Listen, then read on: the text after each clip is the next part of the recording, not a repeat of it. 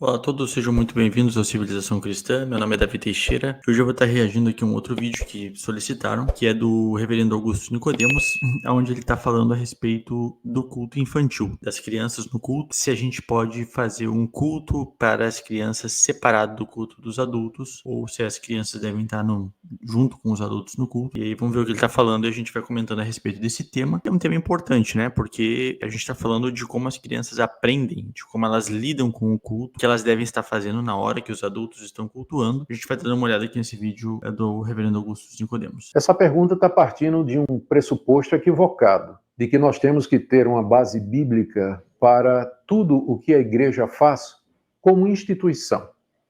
Porque essa questão de horário de culto, tipo de culto, forma de culto, isso está dentro daquilo que nós chamamos de circunstâncias sobre as quais a Bíblia não se pronuncia. A Bíblia não diz que hora eu tenho que ter culto no domingo. A Bíblia não diz quantos cultos eu tenho que ter no domingo. A Bíblia não diz se o culto da criança tem que ser separado do culto dos adultos.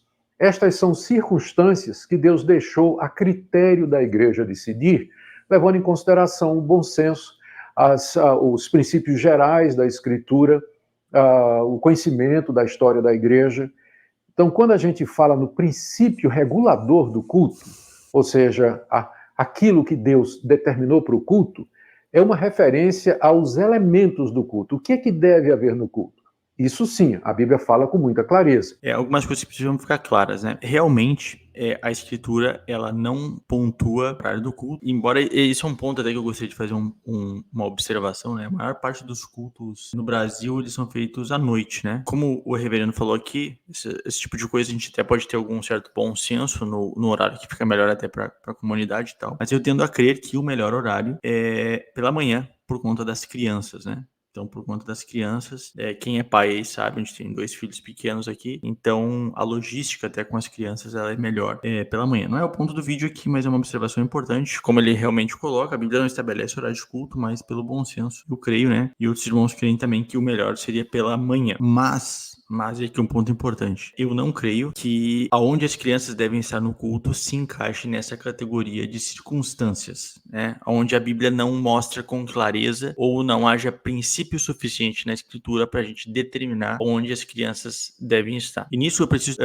concordar também com alguma coisa que o reverendo Nicodemos fala, que inclusive é um ponto muito importante da Confissão de Fé de Westminster, é que nem todas as coisas elas estão ao pé da letra na escritura. Então, a Confissão de Westminster ela vai tratar a escritura, a revelação que a escritura nos traz de duas formas. Ou as coisas elas podem estar, o termo não seria clara, mas seria assim, escrito de forma evidente nas escrituras, né? Por exemplo, não matar. Não matar é uma coisa evidente na escritura, o texto traz de forma evidente, mas há elementos da escritura que eles são chegados através da dedução lógica. Como assim, né? Por exemplo, a escritura, ela nos traz diversas verdades. Então, quando eu vou montando, né, teologicamente, e ali a gente precisa dos pastores, dos mestres para fazer isso. Então, quando a gente vai pegando as verdades da escritura, a gente vai montando aquilo que Deus nos ensina, algumas outras verdades a gente chega por dedução que o próprio texto faz. E a gente pode perceber que os próprios autores bíblicos faziam isso e o próprio Senhor Jesus Cristo faz isso. Por exemplo, Jesus Cristo, ele prova a ressurreição dos mortos pelo fato de Deus se apresentar o tempo inteiro como o Deus de Abraão, o Deus de Isaac, o Deus de Jacó, quando esses personagens já haviam morrido. Então Jesus vai dizer que Deus não é Deus de mortos, mas Deus é Deus de vivos. E isso, então, ele deduz logicamente que aquelas pessoas que morreram, elas estavam vivas de alguma forma no céu, né? E elas seriam ressuscitadas no último dia. Então aqui é um exemplo que a Bíblia traz de dedução lógica e que o reverendo Nicodemos ele fala aqui, né, do princípio geral das escrituras. O que não concordamos com o reverendo Nicodemos é que isso não é claro a respeito das crianças ou que as crianças se encaixem nessas circunstâncias de culto em que a comunidade ela pode escolher a melhor forma que ela acha. Então, por exemplo, no culto a gente pode escolher se vai utilizar microfone ou não, dependendo se é necessário ou não. Pode escolher, como ele falou aqui, o horário do culto. Então, a gente pode escolher quantos microfones vão ter na igreja. Uma série de coisas a gente pode escolher. Elas são circunstanciais, que elas não ferem os princípios, né, que a Escritura traz de como proceder, de como Deus ensina que deve se proceder. Então, algumas coisas, elas estão sujeitas a circunstâncias que não vão interferir naqueles elementos. Mas, com respeito às crianças, não é dessa forma, né? Então, se a gente pegar, há um texto claro que diz assim, as crianças têm que estar no culto?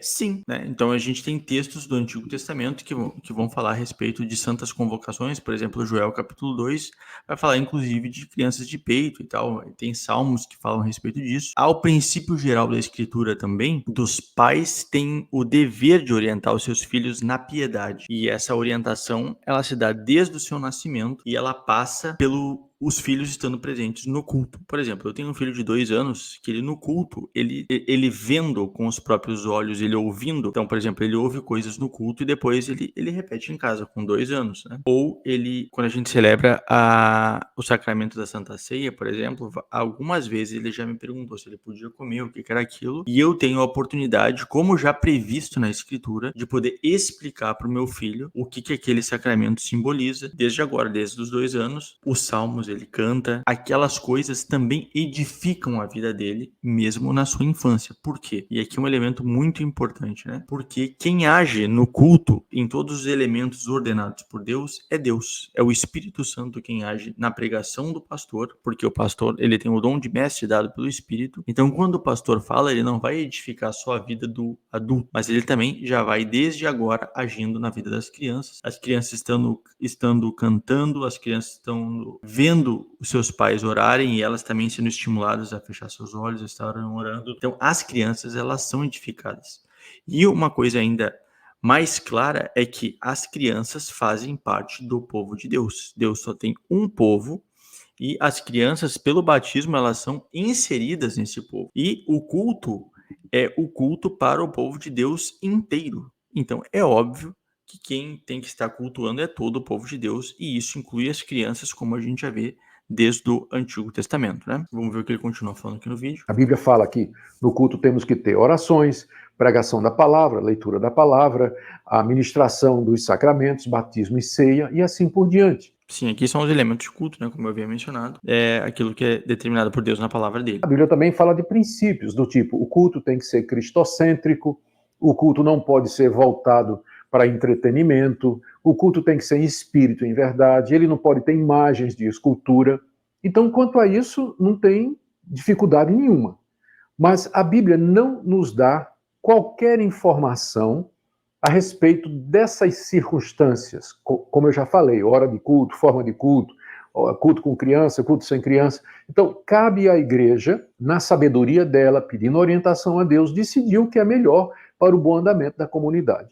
Pode ser que em determinadas circunstâncias, em determinadas igrejas, determinadas comunidades, o melhor é ter o culto tudo junto. E aí o conselho da igreja se reúne, discute todos os prós e contras e toma uma decisão. Mas há outras situações em que talvez o melhor seja separar para que a criança tenha uma participação numa linguagem que lhe é própria e peculiar. Qual a idade para isso?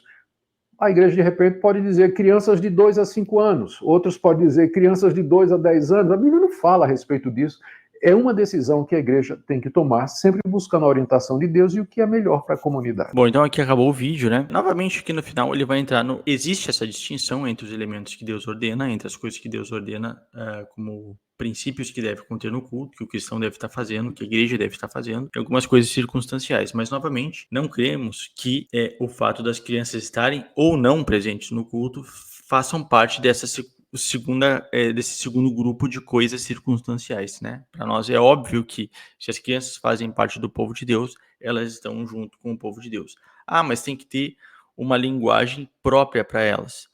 Bom, mas quem disse que a linguagem que o pastor utiliza é própria para todos os adultos que estão presentes, né? Porque a gente vive no Brasil. No Brasil é cheio de analfabeto funcional. Existem indivíduos que não vão entender plenamente, não têm a capacidade, às vezes até, de entender quanto outros indivíduos. E isso é uma questão óbvia e de todo mundo que participa de uma igreja, que raciocina e que consegue ver o que está acontecendo ao seu redor, consegue perceber. Nem todos os adultos têm a mesma compreensão. Mas isso não é motivo para a gente também segregar os adultos, né? Então a gente tem a classe dos adultos com QI de X a X, etc. E tal. Então as crianças da mesma forma. Por quê? Porque o culto ele é primariamente espiritual.